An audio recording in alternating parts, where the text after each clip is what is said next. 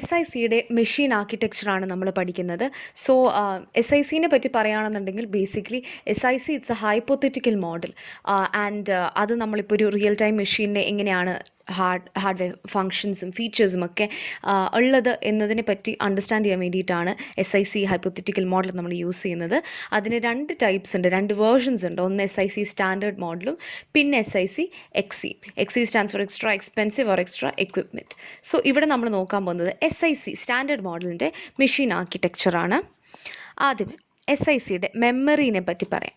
അത് 8 bit bytes ആണ് memory വരുന്നത്. 3 കോൺസിക്യൂട്ടീവ് ബൈറ്റ്സ് ഫോർവേഡ്. ഇപ്പോൾ ഇത് കണ്ടോ, ഇതൊരു ബൈറ്റ്, ഒരു ബൈറ്റ്, ഒരു ബൈറ്റ്. ഇതിൽ ഒരു ബൈറ്റിനകത്താണ് 8 ബിറ്റ് പറഞ്ഞിട്ടുള്ളത്. സോ ഓരോ ബൈറ്റുകൾ ഇതുപോലെ 3 ബൈറ്റ്സ് കോൺസിക്യൂട്ട് ചെയ്ത് കഴിഞ്ഞ് കഴിഞ്ഞാൽ ഇറ്റ് ഫോംസ് എ വേർഡ്. ഇനി SIC എന്ന് പറയുന്ന ബൈറ്റ് അഡ്രസ്സസിലാണ് നമ്മൾ അഡ്രസ്സ് സ്റ്റോർ ചെയ്യുന്നത്. ഇതിനകത്തെ കമ്പ്യൂട്ടർ മെമ്മറി 2:15 വരെ ഇതിന് സ്റ്റോർ ചെയ്യാനായിട്ട് സാധിക്കും. SICയും SIC XEയുടെയും ഡിഫറൻസസ് പറയുമ്പം ഇതൊരു ഡിഫറൻസ് ആണ്. മെമ്മറി 2:15 ആണ് SIC നമുക്ക് സ്റ്റോർ ചെയ്യാനായിട്ട് സാധിക്കുന്നത്. രണ്ടാമത്തേത് രജിസ്റ്റേഴ്സ്. SICയിൽ 5 ടൈപ്പ് രജിസ്റ്റേഴ്സ് ആണുള്ളത് ആൻഡ് ഈച്ച് രജിസ്റ്റർ 24 ബിറ്റ്സ് ആണ് ലെങ്ത്തിലുള്ളത്. ഈ 5 രജിസ്റ്റേഴ്സിലെയും ഈ രജിസ്റ്റേഴ്സിൻ്റെ പേരെല്ലാം നോക്കി വെക്കുക. കാരണം വെച്ചാൽ നമുക്കിനി പ്രോഗ്രാം ചെയ്യുമ്പോഴത്തേനും ഓരോ രജിസ്റ്ററിലും എന്തിനാണ് എങ്ങനെയാണ് സ്റ്റോർ ചെയ്യുന്നത് മനസ്സിലാക്കാനായിട്ട് സാധിക്കും. ഓക്കെ, ഇനി നമുക്ക് 5 രജിസ്റ്റേഴ്സ് ആണുള്ളത്. രജിസ്റ്റർ എന്ന് പറയുന്നത് അക്യുമുലേറ്റർ രജിസ്റ്ററാണ്. നമ്മൾ ബേസിക്കായിട്ട് ചെയ്യുന്ന ഓരോ അത്മെറ്റിക് ഓപ്പറേഷൻസും നമ്മൾ അക്യുമുലേറ്റർ രജിസ്റ്റർ യൂസ് ചെയ്തിട്ടാണ് നമ്മൾ ചെയ്യുന്നത്. ഇൻഡെക്സ് രജിസ്റ്റർ എന്ന് പറയുന്നത് ഇൻഡെക്സ് അഡ്രസ്സിങ്ങിന് വേണ്ടിയിട്ട് യൂസ് ചെയ്യുന്നതാണ്. അതിൽ അഡ്രസ്സ് സ്റ്റോർ ചെയ്യാൻ വേണ്ടിയിട്ട് യൂസ് ചെയ്യുന്നതാണ് ഇൻഡെക്സ് രജിസ്റ്റേഴ്സ്. രജിസ്റ്റർ എന്ന് പറയുന്നത് ലിങ്കേജ് രജിസ്റ്ററാണ്. നമുക്ക് jump to subroutine calls ഉണ്ട്. അതായത് ഇപ്പം ഞാൻ ഒരു സെറ്റ് ഓഫ് പ്രോഗ്രാംസ് എക്സിക്യൂട്ട് ചെയ്തുകൊണ്ടിരിക്കുകയെന്ന് വിചാരിക്കുക. എനിക്ക് ഇവിടുന്ന് ഈ ഒരു പോയിന്റിൽ എൻ്റെ താഴോട്ടുള്ള എക്സിക്യൂഷൻ നിർത്തി I can jump to another എന്താണ് പറഞ്ഞ് ഒരു പെർട്ടിക്കുലർ ഫംഗ്ഷനിലോട്ട് എനിക്ക് ജംപ് ചെയ്യാം. I can jump to another subroutine അല്ലെങ്കിൽ ഒരു സെറ്റ് ഓഫ് കോഡിലോട്ട് എനിക്ക് ജംപ് ചെയ്യാം. അപ്പം അതെങ്ങോട്ടാണ് ജംപ് ചെയ്യേണ്ടത്, എങ്ങനെയാണ് തിരിച്ച് വരേണ്ടത്, ഇങ്ങനത്തെ കാര്യങ്ങളുടെയൊക്കെ അഡ്രസ്സസ് കാര്യങ്ങൾ ഇപ്പോൾ കണ്ട ഒരു റിട്ടേൺ അഡ്രസ്സൊക്കെ സ്റ്റോർ ചെയ്യാനായിട്ട് നമുക്ക് ലിങ്കേജ് രജിസ്റ്റർ യൂസ് ചെയ്യാനായിട്ട് സാധിക്കും. പ്രോഗ്രാം കൗണ്ടർ എന്ന് പറയുന്നത് നമുക്കറിയാവുന്ന പോലെ തന്നെ നെക്സ്റ്റ് അഡ്രസ്സ് സ്റ്റോർ ചെയ്യാനായിട്ടാണ് നമ്മൾ പ്രോഗ്രാം കൗണ്ടർ യൂസ് ചെയ്യുന്നത്. സ്റ്റാറ്റസ് വേർഡ് എന്ന് പറയുന്നത് കണ്ടീഷൻ കോഡിൻ്റെ പോലത്തെ ഇൻഫർമേഷൻ സ്റ്റോർ ചെയ്യാനായിട്ടാണ് സ്റ്റാറ്റസ് വേർഡ് യൂസ് ചെയ്യുന്നത്. കണ്ടീഷൻ കോഡ് എന്ന് പറയുമ്പോഴത്തേനും ഒരു ഡിവൈസ്, ആ ഡിവൈസ് നമ്മൾക്ക് യൂസ് ചെയ്യാൻ പറ്റുമോ ഇല്ലയോ, അത് നമ്മളുടെ ഇൻഫർമേഷൻ റീഡ് ചെയ്യാനായിട്ട് റെഡിയാണോ അല്ലയോ, ഇതൊക്കെ മനസ്സിലാക്കാൻ വേണ്ടിയിട്ടാണ് നമ്മൾ കണ്ടീഷൻ കോഡ് യൂസ് ചെയ്യുന്നത്. അപ്പം ഇത്രയും കാര്യങ്ങളാണ് നമ്മൾ രജിസ്റ്റേഴ്സിൽ പറഞ്ഞിട്ടുള്ളത്. ഇനി അടുത്തത് ഡേറ്റ ഫോമാറ്റ്. നമ്മൾ യൂഷ്വലി SICയിൽ റെപ്രസെൻറ്റ് ചെയ്യുന്ന ഡേറ്റ ഫോമാറ്റ്സ് എന്ന് പറയുന്നത് ഇൻറ്റീജറും ക്യാരക്ടേഴ്സുമാണ്.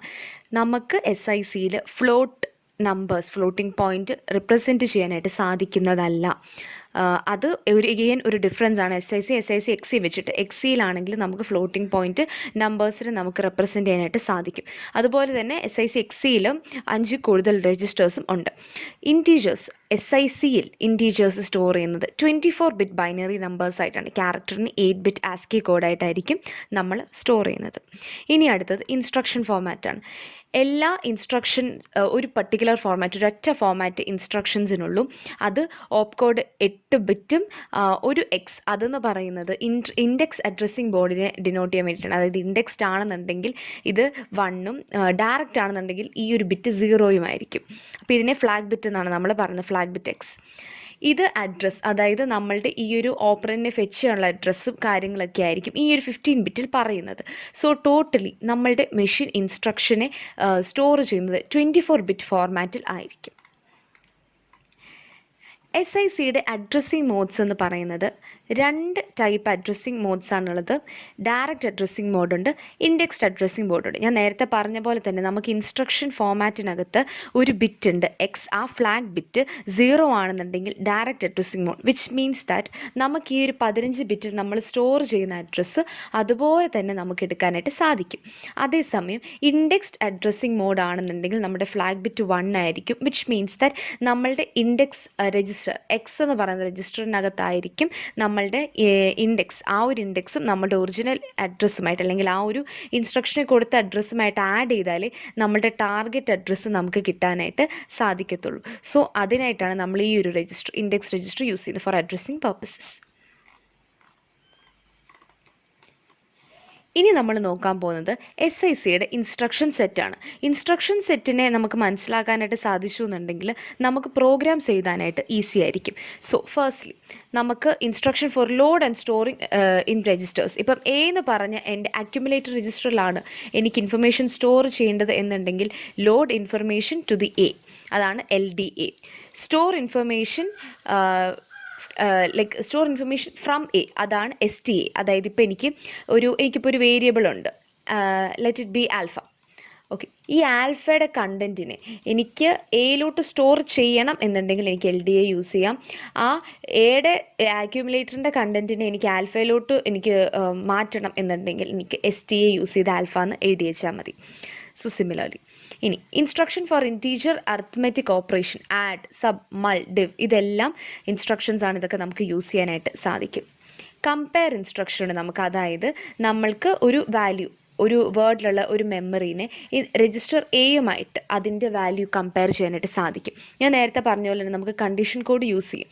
കണ്ടീഷൻ കോഡ് യൂസ് ചെയ്യുന്നത് എന്തിനാണെന്ന് വെച്ച് കഴിഞ്ഞാൽ ഇതിൻ്റെ കമ്പാരിസൻ്റെ റിസൾട്ടിനെ സ്റ്റോർ ചെയ്യാനായിട്ട് നമുക്ക് കണ്ടീഷൻസ് യൂസ് ചെയ്യാനായിട്ട് സാധിക്കും.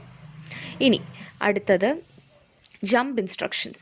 നമുക്ക് ഈ ഒരു SICയിൽ നമ്മൾ പൊതുവേ യൂസ് ചെയ്യുന്നൊരു സംഭവം എന്ന് പറയുന്നത് ഇൻഡെക്സിങ് നമുക്ക് യൂസ് ചെയ്യും, ലൂപ്പിംഗ് നമുക്ക് യൂസ് ചെയ്യും. അതായത് ഇപ്പോൾ ഒരു സ്ഥലത്തു നിന്ന് വേറൊരു സ്ഥലത്തോട്ട് ജമ്പ് ചെയ്യണമെന്നുണ്ടെങ്കിൽ നമുക്ക് ഇത് യൂസ് ചെയ്യാനായിട്ട് സാധിക്കും. അപ്പം അതിനായിട്ട് JEQ, അതായത് if it is equal to or not, greater than ആണോ ലെസ് ദാൻ ആണോ, അങ്ങനത്തെ കാര്യങ്ങൾ മനസ്സിലാക്കാനായിട്ട് നമുക്ക് കണ്ടീഷണൽ ജമ്പ് ഇൻസ്ട്രക്ഷൻസ് യൂസ് ചെയ്യാനായിട്ട് പറ്റും. അപ്പം ഈ ഒരു ജമ്പിനനുസരിച്ച് നമുക്ക് CCയും റീ ഓർഡർ ചെയ്യും, അല്ലെങ്കിൽ ആ ഒരു ബിറ്റിനെ റീസെറ്റ് ചെയ്യും. ഇനി സബ് റൂട്ടീൻ ലിങ്കേജ് ഞാൻ നേരത്തെ ഒന്ന് ഡെമോൺസ്ട്രേറ്റ് ചെയ്തായിരുന്നു. സോ JSub എന്ന് പറയുമ്പം ടു ജമ്പ് ടു ദി സബ് റൂട്ടീനും, ആ സബ് എന്ന് പറഞ്ഞാൽ return by jumping the address. അതായത് ഇപ്പം ഞാൻ പറഞ്ഞില്ല, ഇപ്പം ഞാനൊരു സെറ്റ് ഓഫ് ഇൻസ്ട്രക്ഷൻസ് ഞാനിവിടെ ചെയ്തു. അത് കഴിഞ്ഞേച്ച് ഇപ്പം എനിക്ക് ഇവിടുന്ന് ജമ്പ് ചെയ്യണം. ഏത് അഡ്രസ്സിലോട്ട് ജമ്പ് ചെയ്യേണ്ടതെന്നുള്ളത് L കാണും. സോ JSub യൂസ് ചെയ്ത് എനിക്ക് ഈ ഒരു സബ് റൂട്ടീനിലോട്ട് എനിക്ക് ജമ്പ് ചെയ്യാനായിട്ട് സാധിക്കും. ജമ്പ് ചെയ്ത് കഴിഞ്ഞ് എനിക്ക് റിട്ടേൺ ചെയ്യണമെന്നുണ്ടെങ്കിൽ ഈ L അഡ്രസ്സിൽ എന്താണോ കിടക്കുന്നത് റിട്ടേൺ, അങ്ങോട്ടായിരിക്കും എനിക്ക് റിട്ടേൺ ചെയ്യാൻ പറ്റുന്നത് in order to continue my execution. അപ്പോൾ അതാണ് JSubഉം RSubഉം ചെയ്യുന്ന പരിപാടി. ഇൻപുട്ട് ഔട്ട്പുട്ട് ഇൻസ്ട്രക്ഷൻസ് എന്ന് വെച്ച് കഴിഞ്ഞാൽ ഇപ്പം എനിക്ക് ഒരു പർട്ടിക്കുലർ ഇൻപുട്ടിനെ എനിക്ക് ട്രാൻസ്ഫർ ചെയ്യണമെന്നുണ്ടെങ്കിൽ 1 byte അറ്റ് എ ടൈം ആയിരിക്കും ട്രാൻസ്ഫർ നടക്കുക. 8 bits റൈറ്റ് മോസ്റ്റ് മുതലായിരിക്കും ഓഫ് രജിസ്റ്റർ എ നമ്മൾ ട്രാൻസ്ഫർ ചെയ്യുക. ഇനിയിപ്പം ഇൻപുട്ട് ഔട്ട്പുട്ട് ഡിവൈസസ് നമ്മൾ കണക്ട് ചെയ്യുമ്പോഴത്തേക്കും ഓരോ ഡിവൈസിനും ഒരു 8 bit കോഡ് നമ്മൾ അസൈൻ ചെയ്ത് കൊടുത്തിട്ടുണ്ടാവും. ഈ ഒരു ഡിവൈസ് അവൈലബിൾ ആണോ അല്ലയോ എന്ന് മനസ്സിലാക്കാൻ വേണ്ടിയിട്ട് നമുക്ക് TD എന്ന് പറഞ്ഞ് ഒരു ഇൻസ്ട്രക്ഷൻ കൊടുക്കാം. That is test device. ഈ TD വെച്ചിട്ട് നമുക്ക് കണ്ടുപിടിക്കാം ഈ ഡിവൈസ് റെഡി ആണോ അല്ലയോ. If it is greater than or less than, it means that it is ready, receive ചെയ്യാനോ സെൻഡ് ചെയ്യാനോ ഇത് റെഡി ആണെന്നുണ്ട്. ഈക്വൽ ടു ആണെന്നുണ്ടെങ്കിൽ ഇത് റെഡി അല്ല, which means we need to wait. ഇതുപോലെ തന്നെ ഈ പ്രോഗ്രാമിലുള്ള 2 ഫങ്ഷൻസും കൂടിയാണ് RD and WD, read data and write data. So ഇതിൽ നിന്നുമാണ് നമ്മുടെ ഇൻപുട്ട് ആൻഡ് ഔട്ട്പുട്ട് ഡിവൈസസിൽ നിന്ന് നമ്മൾ ഡേറ്റ റീഡ് ചെയ്യുന്നത്. ഇൻപുട്ട് ആൻഡ് ഔട്ട്പുട്ട് വരുമ്പോഴത്തേനും ആദ്യം നമ്മൾ ചെക്ക് ചെയ്യേണ്ടത് test data test device, which means that whether the device is ready for the transmission or not. അത് കഴിഞ്ഞിട്ട് RD അല്ലെങ്കിൽ WD യൂസ് ചെയ്ത് നമുക്ക് റീഡ് ഓർ റൈറ്റ് ഡേറ്റ ചെയ്യാനായിട്ട് സാധിക്കും.